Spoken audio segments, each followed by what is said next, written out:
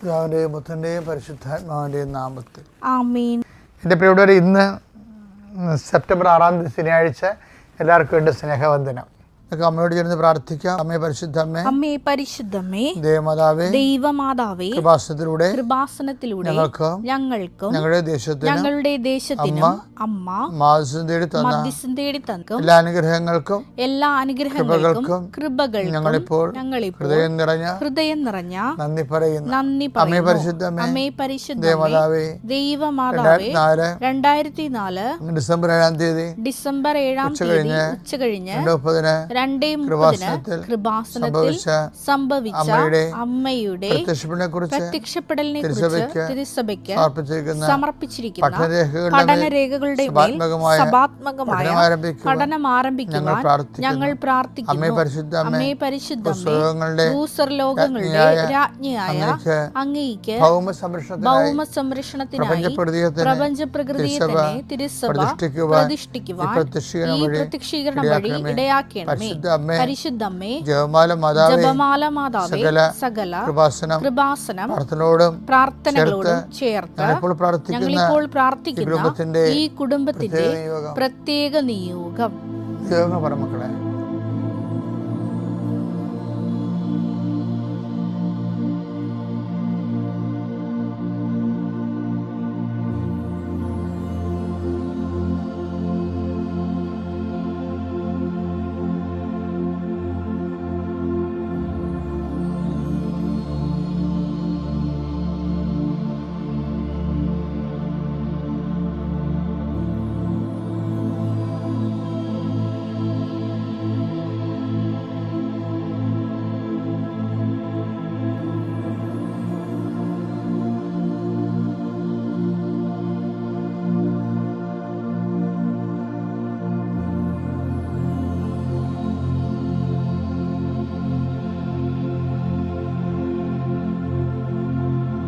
അമ്മയുടെ പ്രത്യക്ഷീകരണത്തിന്റെ ഈ അനുഗ്രഹവേളയിൽ ഞങ്ങൾക്ക് സാധിച്ചു തരുവാൻ കനിയണമേ. വിശ്വാസ പ്രമാണം. സർവശക്തനായ പിതാവും ആകാശത്തിന്റെയും ഭൂമിയുടെയും സൃഷ്ടാവുമായ ദൈവത്തിൽ ഞാൻ വിശ്വസിക്കുന്നു. അവിടുത്തെ ഏകപുത്രനും ഞങ്ങളുടെ കർത്താവുമായ ഈശോമിശിഹായിലും ഞാൻ വിശ്വസിക്കുന്നു. ഈ പുത്രൻ പരിശുദ്ധാത്മാവിനാൽ ഗർഭസ്ഥനായി കന്യകാമറിയത്തിൽ നിന്ന് പിറന്ന് പൊന്തിയോസ് പീലാത്തോസിന്റെ കാലത്ത് പീഡകൾ സഹിച്ച് കുരിശിൽ തറയ്ക്കപ്പെട്ട് മരിച്ച് അടക്കപ്പെട്ട് പാതാളങ്ങളിൽ ഇറങ്ങി മരിച്ചവരുടെ ഇടയിൽ നിന്ന് 3-ാം നാൾ ഉയർത്ത് സ്വർഗത്തിലേക്ക് എഴുന്നള്ളി സർവശക്തിയുള്ള പിതാവായ ദൈവത്തിന്റെ വലതുഭാഗത്തിരിക്കുന്നു. അവിടെ നിന്ന് ജീവിക്കുന്നവരെയും മരിച്ചവരെയും വിധിക്കുവാൻ വരുമെന്നും ഞാൻ വിശ്വസിക്കുന്നു. പരിശുദ്ധാത്മാവിലും ഞാൻ വിശ്വസിക്കുന്നു. വിശുദ്ധ കത്തോലിക്കാ സഭയിലും പുണ്യവാന്മാരുടെ ഐക്യത്തിലും പാപങ്ങളുടെ മോചനത്തിലും ശരീരത്തിന്റെ ഉയർപ്പിലും നിത്യമായ ജീവിതത്തിലും ഞാൻ വിശ്വസിക്കുന്നു. ആമേൻ. സ്വർഗ്ഗസ്ഥനായ ഞങ്ങളുടെ പിതാവേ, അങ്ങയുടെ നാമം പൂജിതമാകണമേ. അങ്ങയുടെ രാജ്യം വരണമേ. അങ്ങയുടെ തിരുമനസ് സ്വർഗത്തിലെ പോലെ ഭൂമിയിലും ആകണമേ. അന്നു വേണ്ടുന്ന ആഹാരം ഇന്ന് ഞങ്ങൾക്ക് തരണമേ. ഞങ്ങളോട് തെറ്റ് ചെയ്യുന്നവരോട് ഞങ്ങൾ ക്ഷമിക്കുന്നത് പോലെ ഞങ്ങളുടെ തെറ്റുകൾ ഞങ്ങളോടും ക്ഷമിക്കണമേ. ഞങ്ങളെ പ്രലോഭനത്തിൽ ഉൾപ്പെടുത്തരുതേ, തിന്മയിൽ ഞങ്ങൾ രക്ഷിക്കണമേ. ആമേൻ. നന്മ നിറഞ്ഞ മറിയമേ, സ്വസ്തി. കർത്താവ് അങ്ങയുടെ കൂടെ സ്ത്രീകളിൽ അങ്ങ് അനുഗ്രഹിക്കപ്പെട്ടവളാകുന്നു. അങ്ങയുടെ ഉദരത്തിൻ ഫലമായി ഈശോ അനുഗ്രഹിക്കപ്പെട്ടവനാകുന്നു. പരിശുദ്ധ മറിയമേ, തമ്പുരാന്റെ അമ്മേ, പാപികളായ ഞങ്ങൾക്ക് വേണ്ടി ഇപ്പോഴും ഞങ്ങളുടെ മരണസമയത്തും തമ്പുരാനോട് അപേക്ഷിക്കണമേ. ആമേൻ.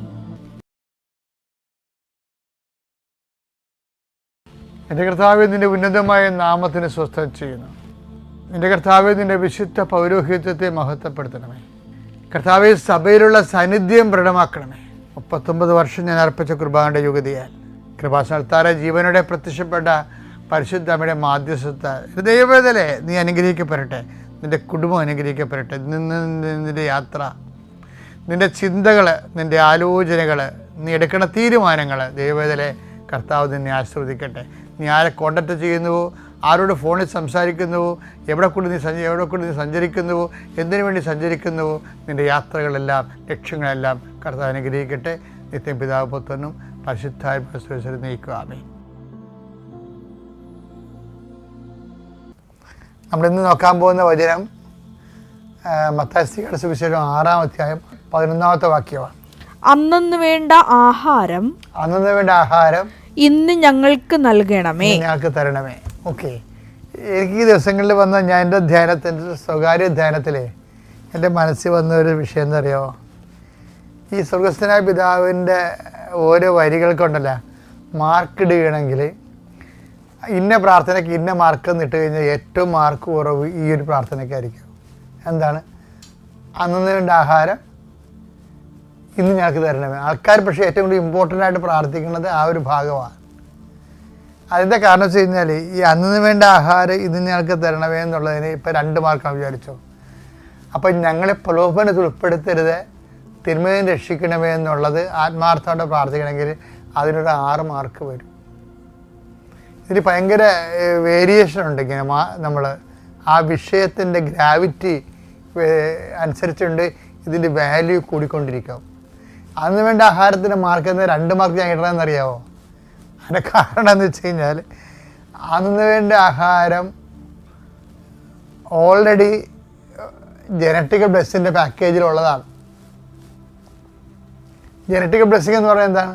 കർത്താവ് മനുഷ്യനെ സൃഷ്ടിച്ചപ്പോൾ അവന് ബ്ലെസ്സിങ് കൊടുത്തു. എന്താ കൊടുത്തത്? ഉൽപ്പത്തി പുസ്തകം 1-ാം അധ്യായം 28-ാം വാക്യം. ദൈവം അവരെ ഇങ്ങനെ അനുഗ്രഹിച്ചു, സന്താന പുഷ്ടിയുള്ളവരായി പെരുകുവിൻ, ഭൂമിയിൽ നിറഞ്ഞ് അതിനെ കീഴടക്കുവിൻ. അപ്പൊ ഈ ആഹാരം ഇല്ലാതെ കീഴടക്കാൻ പറ്റുക?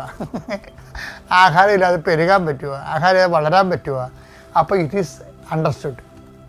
ആ ഫസ്റ്റ് ബ്ലെസ്സിങ്സ് ഇല്ലേ, ജനറൽ ബ്ലെസ്സിങ്സ്, ജനറ്റിക്കൽ ബ്ലെസ്സിങ്സ്, ഇതിൽ ഓരോ മനുഷ്യൻ്റെ ആഹാരം പറഞ്ഞിട്ടുണ്ട്. ഇതിന് വേറെ വ്യാഖ്യാനങ്ങളൊക്കെ ഉണ്ട്. അന്ന് വേണ്ട ആഹാരം എന്ന് പറയുമ്പോൾ ഈശോ പറയുന്നില്ലേ, നിങ്ങൾ അറിയാത്ത ആഹാരം എനിക്കുണ്ട്, എൻ്റെ പിതാവിൻ്റെ ഇഷ്ടം നിറവേറ്റുകയാണ് എൻ്റെ ആഹാരം. യോഹന്നാൻ 4:32. അവൻ പറഞ്ഞു നിങ്ങൾ അറിയാത്ത ഭക്ഷണം എനിക്കുണ്ട്.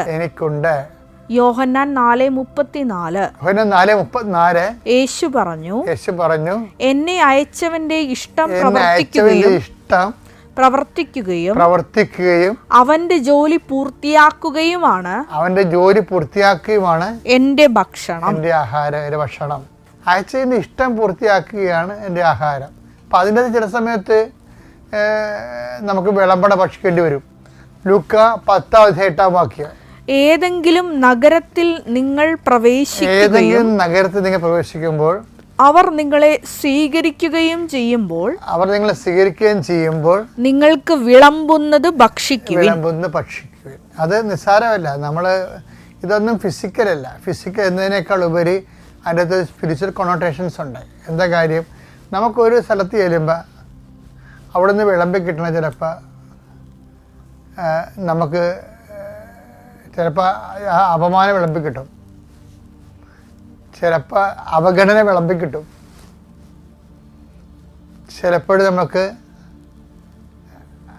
അംഗീകരിക്കാത്ത അവസ്ഥകൾ വരും, ചിലപ്പോൾ നമ്മൾ അവർ ഒഴിവാക്കും. അത് നമ്മൾ ദൈവനാമത്തെ എടുത്തു കഴിഞ്ഞാൽ നമ്മൾ അന്നു വേണ്ട ആഹാരം പോലെ പോകുന്നത്. ഈ ആഹാരം കഴിച്ചാണ് ആത്മാവ് വളരണത്, കൃപയിൽ വളരണത്. അതുകൊണ്ടാണ് അറിയാത്ത ആഹാരമുണ്ട്, എൻ്റെ പിതാവിൻ്റെ ഇഷ്ടം നിറവേറ്റുകയാണ് എൻ്റെ ആഹാരം എന്ന് പറയുമ്പോൾ പിതാവിൻ്റെ ഇഷ്ടം എന്താണ് അത് ഈശോ നിറവേറ്റുമ്പോൾ കർത്താവിനത് ആഹാരമായിട്ട് ഫലം ചെയ്യും. അത് ഒരു വശമാണ്. ഞാൻ നിങ്ങളോട് ആദ്യം പറഞ്ഞത് അതല്ല. ആദ്യം പറഞ്ഞത് എന്താ വെച്ച് കഴിഞ്ഞാൽ നമ്മൾ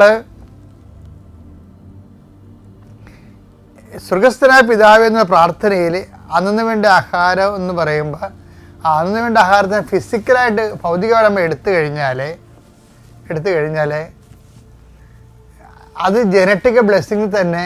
ആദ്യം മനുഷ്യനെ സൃഷ്ടിച്ചപ്പോൾ തന്നെ സന്താനപുഷ്ടിയോടെ പെരുകി വർദ്ധിക്കാൻ പറഞ്ഞപ്പോഴും അന്നു വേണ്ട ആഹാരം അത് ആ പാക്കേജിലുള്ളതാണ്. അതുകൊണ്ട് ഞാൻ 2 മാർക്ക് മാത്രം കൊടുക്കണം അതിന്. പക്ഷേ അതിൻ്റെ അകത്ത് 8 മാർക്ക് കൊടുക്കേണ്ട കാര്യങ്ങളുണ്ട്. എന്താണ് കാര്യം? ഞങ്ങളുടെ കടക്കാരോട് ഞങ്ങൾ ക്ഷമിക്കുന്ന പോലെ അങ്ങനെ ക്ഷമിക്കുകയാണെന്നുണ്ടെങ്കിൽ അത് നമുക്ക് ഭയങ്കര പ്രയാസമല്ലേ. പക്ഷെ അങ്ങനെ നമ്മളോട് തെറ്റ് ചെയ്തുകൊണ്ട് നമ്മൾ ക്ഷമിക്കാൻ വേണ്ടി നമ്മൾ ദൈവസ്നേഹത്തിൽ നിറയണം. കർത്താവിൻ്റെ നമുക്കൊന്നുമില്ല, നെറ്റ് റിസൾട്ട് നമുക്ക് ലാഭമൊന്നുമില്ല, നമുക്ക് നഷ്ടമാണ് ഉണ്ടാകുന്നത്. അപ്പം നഷ്ടപ്പെടുത്തിക്കൊണ്ട് ദൈവത്തിൻ്റെ വചനം പാലിക്കേണ്ടി വരുമ്പോൾ നമുക്കുണ്ടാകുന്ന ബുദ്ധിമുട്ടുകളാണ് ശരിക്കും പറഞ്ഞാൽ അതിനു വേണ്ടി അത് നമ്മൾ അങ്ങയുടെ നാമം പൂജിതമാകണമേ, അങ്ങയുടെ രാജ്യം വരണമേ എന്നുള്ള വാക്കിന് വേണ്ടി ഉപയോഗിക്കാനാണ് ശരിക്കും പറഞ്ഞാൽ. സ്വർഗസ്ഥനായ ഞങ്ങളുടെ പിതാവേ എന്ന പ്രാർത്ഥനയില്ലേ, അതിനകത്ത് അങ്ങയുടെ നാമം പൂജിതമാകണമേ, അങ്ങയുടെ രാജ്യം വരണമേ, അങ്ങയുടെ തിരുമനസ്സ് നിറവേറണമെന്നില്ലേ. അപ്പോൾ ആ വാക്കെല്ലാം സാർത്ഥകമാക്കുന്നതാണ് സ്വർഗസ്ഥനായ പിതാവിൻ്റെ രണ്ടാം പകുതി. എന്താണ്? ഞങ്ങളുടെ പ്രലോഭനത്തിൽ ഉൾപ്പെടുത്തരുത്, തിന്മയെ നിങ്ങൾ രക്ഷിക്കണമേ എന്ന്. അപ്പോൾ പ്രലോഭനം എന്ന് പറയുമ്പോൾ ദൈവത്തിന് അകന്നു പോകാൻ പറ്റുന്ന രീതിയിലുള്ള ഭൗതിക ആനുകൂല്യങ്ങളും ദൈവത്തിൻ്റെ കൽപ്പനകളും മറന്ന് നമ്മൾ ദൈവവചനത്തെ ധിക്കരിച്ചുകൊണ്ട് നേടുന്ന ഭൗതിക മേൽക്കോയ്മകളാണ്, ആനുകൂല്യങ്ങളാണ്. അതിൽ ഉൾപ്പെടുത്താതിരിക്കുമ്പോൾ സ്വാഭാവികമായിട്ടും ദൈവവചനങ്ങൾ നമ്മൾ പാലിക്കേണ്ടി വരും. അത് സ്വർഗസ്ഥനായ ഞങ്ങളുടെ പിതാവേ അങ്ങയുടെ നാമം പൂജിതം, അത് ആ ദൈവത്തിൻ്റെ നാമത്തെ പൂജിതമാക്കും, ദൈവത്തിൻ്റെ നാമത്തെ മഹത്വപ്പെടുത്തും. ശരിക്കും പറഞ്ഞാൽ ഈ സ്വർഗസ്ഥനായ പിതാവിൻ്റെ ആദ്യ പകുതിയിൽ ചെയ്യേണ്ട കാര്യം നമ്മൾ അത് ഒക്കലായിട്ട് ചെയ്യണമല്ലത്. സ്വർഗസ്ഥനായ പിതാവിൻ്റെ രണ്ടാം പകുതി പറഞ്ഞിരിക്കുന്ന കാര്യങ്ങൾ ചെയ്യാൻ ഉള്ള കൃപ ലഭിച്ചു കഴിഞ്ഞാൽ ആദ്യത്തെ കാര്യങ്ങൾ ഓട്ടോമാറ്റിക്കായിട്ട് സംഭവിക്കും. നമ്മുടെ പ്രവർത്തനങ്ങൾ വഴി ദൈവനാമം മഹത്വപ്പെടുകയും ദൈവനാമം പൂജിതമാകുകയും ചെയ്യും. അപ്പോഴേ എപ്പോഴും വരുന്ന വിഷയം എന്ന് പറയുന്നത് ഞങ്ങളെ പ്രലോഭനത്തിൽ ഉൾപ്പെടുത്തരുത് എന്നുള്ളതിന് 8 മാർക്കാണെങ്കിൽ അതുപോലെ തന്നെ നമ്മൾ ആദ്യം കണ്ട തിന്മയിൽ നിന്ന് രക്ഷിക്കണമേ, ഞങ്ങളുടെ കടക്കാർ ഞങ്ങൾ ക്ഷമിക്കുന്ന പോലെ ഞങ്ങളുടെ കടകൾ ഞങ്ങളോട് ക്ഷമിക്കണമേ. അപ്പോൾ അതിനൊക്കെ 6 മാർക്കുണ്ട്. അത് 6 മാർക്കും പ്രലോഭനത്തിൽ ഉൾപ്പെടുത്തരുത് തിരുവൻ രക്ഷിക്കുന്നതിന് 8 മാർക്കുമുണ്ട്. അപ്പോൾ നിങ്ങളുടെ മാർക്ക് കൂടുതൽ കിട്ടുന്ന കാര്യങ്ങൾ ആ ചോദ്യങ്ങൾക്ക് ആദ്യം ഉത്തരം കണ്ടുപിടിച്ചാൽ ഈസി ആയിട്ട് ഈ സ്വർഗസ്ഥനായ പിതാവിനെ മഹത്വപ്പെടുത്തിക്കൊണ്ട് നമുക്ക് വിശ്വാസത്തിൽ റോമൻ 4:20 അനുസരിച്ച് വളരാൻ പറ്റും. ഓക്കെ അല്ലേ? Praise the Lord.